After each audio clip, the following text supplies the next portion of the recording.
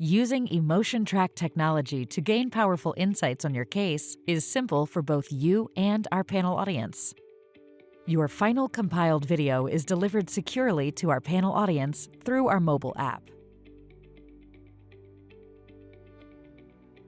We're here today to talk about the case of Victor Alfonso Gilnava versus Virgilio Luis Mota and his trucking company, Virgilio Transportation. As he was going down the off-ramp from the exit, he came to an area where there was a traffic light, and there were two vehicles that had been sitting there at a complete stop for about 30 seconds. As Mr. Mota was approaching these vehicles, for whatever reason, he chose to look left.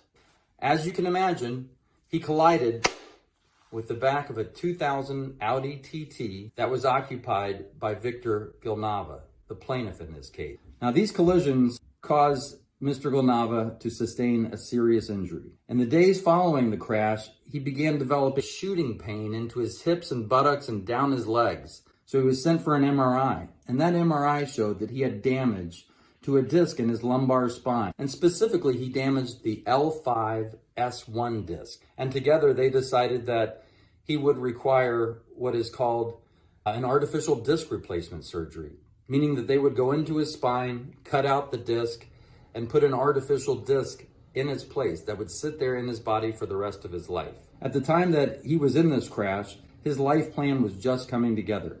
He had started a career as a professional truck driver, and he had met the woman that he wanted to start a family with. She was 3 months pregnant with his first son when this crash happened. When his wife went into labor in the hospital, he couldn't be there the whole time because he had to go home because he was in so much pain. Now, the defendants they don't agree on is the need for the artificial disc replacement surgery. Their position is that Mr. Gilnava should have been good enough with the first surgery, but if he had pain after that first surgery, he just had to live with it. But you get to make that decision now.